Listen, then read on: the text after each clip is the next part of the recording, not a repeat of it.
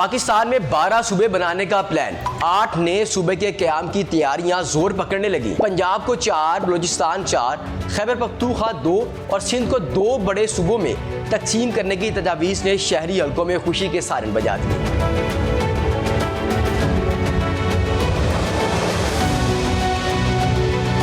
8,81,913 मरबा किलोमीटर पर मुहीत पाकिस्तान का शुमार दुनिया के बड़े ममालिक में होता है और 25 करोड़ के करीब आबादी के साथ दुनिया का 5वां सबसे ज्यादा आबादी वाला मुल्क है। लेकिन हैरत अंगेज तौर पर इस मुल्क की इंतजामी तकसीम सिर्फ 4 सूबों तक महदूद है। जब हम पाकिस्तान का मवाजना दुनिया के दीगर ममालिक से करते हैं तो ये सवाल शिद्दत से उभरता है कि क्या पाकिस्तान को मौजूदा सूरत हाल में मजीद सूबों की जरूरत है। ये पहला मौका नहीं जब पाकिस्तान की सूबाई तकसीम पर बात हो रही है, क्योंकि सियासी, लसानी और इंतजामी तकसीम का ये मौजू क़याम पाकिस्तान के बाद से मुसलसल बहस का मरकज रहा है। हाल ही में कौमी असम्बली में एक आईनी तरमीम बिल पेश किया गया है जिसके मुताबिक फैसलाबाद और साहिवाल डिवीजन्स को मिलाकर मगरबी पंजाब के नाम से एक नया सूबा बनाने की तजवीज़ दी गई है। और अगर कौमी असम्बली से ये बिल मंजूर हो गया तो पाकिस्तान की तारीख में एक नया सूबा वजूद में आ जाएगा। सिर्फ एक नहीं बल्कि कई सियासतदान मुल्क को 12 और इससे जायद सूबों में तकसीम करने की हमायत करते हैं। कुछ के मुताबिक पंजाब और बलूचिस्तान को 3 हिस्सों में तकसीम करना चाहिए और कराची को अलग सूबा होना चाहिए,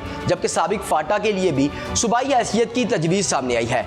इससे कब तवील अरसे से मुख्तलिफ ममालिक से नए सूबे के क़याम की मांग सामने आती रही है, जैसे कि जनूबी पंजाब में सराइकी सूबा, बहावलपुर सूबा और हज़ारा सूबा वगैरह।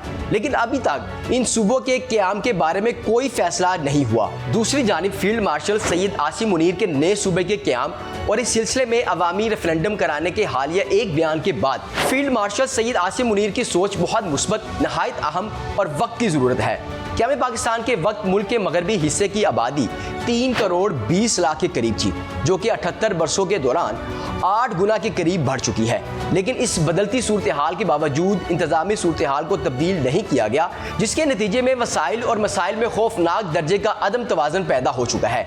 दुनिया भर में वक्त के साथ इंतजामी मामलात को बेहतर अंदाज में चलाने के लिए नई डिस्ट्रिक्ट, नई डिवीजन और नए सूबे बनते रहे हैं। जैसे कि अमेरिका जो कभी 13 रियासतों पर मुश्तमिल था, आज ये तादाद 50 तक पहुंच चुकी है। हमारे साथ आज़ाद होने वाले हमसाया मुल्क भारत के 1947 में 9 सूबे थे, जो अब बढ़कर 28 हो चुके हैं। पाकिस्तान से 6 गुना छोटा मुल्क नेपाल का रकबा 1,47,000 मरबा किलोमीटर है, लेकिन इसके 7 सूबे हैं। 41,000 मरबा किलोमीटर पर फैला स्विट्जरलैंड 26 सूबों पर मुश्तमिल है और 30 मरबा किलोमीटर रकबे वाले बेल्जियम के 10 सूबे हैं। यही नहीं, अगर पाकिस्तान के चारों सूबों के रकबे और आबादी का दुनिया के दीगर ममालिक से मवाजना कराया जाए तो पाकिस्तान का हर एक सूबा कई ममालिक से बड़ा और गुंजान आबाद है। 2,05,000 मरबा किलोमीटर पर मुहीत पाकिस्तान का दिल पंजाब रकबे के एतबार से यूनान, हंगरी और पुर्तगाल जैसे यूरोपीय ममालिक से बड़ा है। और अगर इसकी 12 करोड़ की आबादी का मुकाबला किया जाए तो इसकी आबादी जर्मनी, तुर्की, मिस्र, बरतानिया, फ्रांस और इटली समेत दर्जनों ममालिक से ज़्यादा है। अब रुख करते हैं सिंध की तरफ। 6 करोड़ की आबादी वाला ये सूबा 1,40,000 मरबा किलोमीटर पर फैला हुआ है। रकबे में यूनान, नेपाल और शुमाली कोरिया जैसे ममालिक से भी बड़ा है, जबकि इसकी आबादी सऊदी अरब, मलेशिया, कनाडा और ऑस्ट्रेलिया से भी ज़्यादा है। पहाड़ों और वादियों पर मुश्तमिल सूबा खैबर पख्तूनख्वा का 74,000 मरबा किलोमीटर का रकबा श्रीलंका, हॉलैंड, बेल्जियम और स्विट्जरलैंड से ज़्यादा है। और तकरीबन 4 करोड़ नफूस वाला ये सूबा सऊदी अरब, ऑस्ट्रेलिया, मलेशिया और नेपाल जैसे ममालिक से ज़्यादा आबादी रखता है। पाकिस्तान के सबसे बड़े सूबे बलूचिस्तान के रकबे की बात की जाए तो ये 3,47,000 मरबा किलोमीटर पर मुहीत है और यह रकबा इतना वसी है कि बरतानिया, इटली, पोलैंड, नॉर्वे और जापान जैसे ममालिक बलूचिस्तान में समा जाएं। इस सूबे की आबादी अगरचे महज 1 करोड़ 20 लाख है, लेकिन जुग्राफी वुसअत के लिहाज से ये सूबा दुनिया के कई ममालिक पर भारी है। अब जरा सोचिए कि एक ऐसा मुल्क जिसके सूबे कई ममालिक से बड़े हों, लेकिन उसका इंतजामी ढांचा सिर्फ 4 सूबों पर मुश्तमिल हो, क्या वाकई पाकिस्तान जैसे बड़े और मतनूई मुल्क के लिए सिर्फ 4 सूबे काफ़ी हैं? इसी वजह से माहिरीन पाकिस्तान के लिए मजीद सूबों की ज़रूरत पर जोर देते हैं।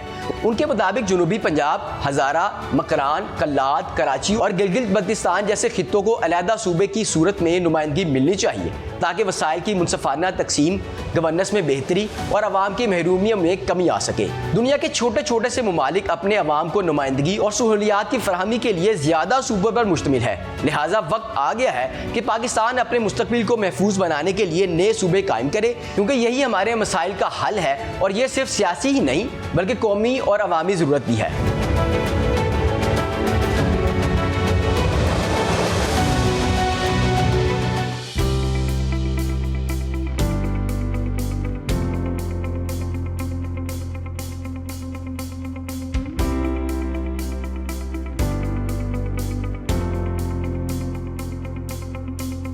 कराची सिर्फ एक शहर नहीं है, कराची ख्वाब है, कराची उम्मीद है, कराची मुस्तकबिल है।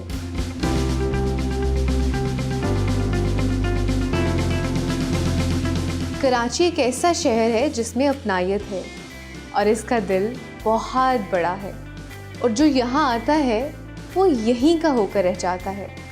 और लोग सही कहते हैं कराची के बारे में, कराची तो लव है जानी।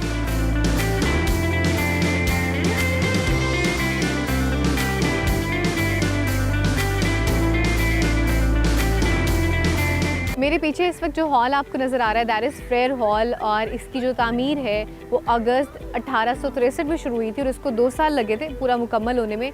और फिर अक्टूबर 1865 में इसकी बाकायदा तौर पर इनाग्रेशन हुई थी। इसको basically sir Henry bottle Frere के नाम पर रखा गया था, क्योंकि उन्होंने सिंध की जो इकोनॉमिक डेवलपमेंट थी उसको प्रमोट करने में बहुत एक अहम किरदार अदा किया था, और फिर उनको एजाज़ पेश करने के लिए उन्हीं के नाम पर इस बिल्डिंग का नाम रख दिया गया था, विच इज़ फ्रेयर हॉल।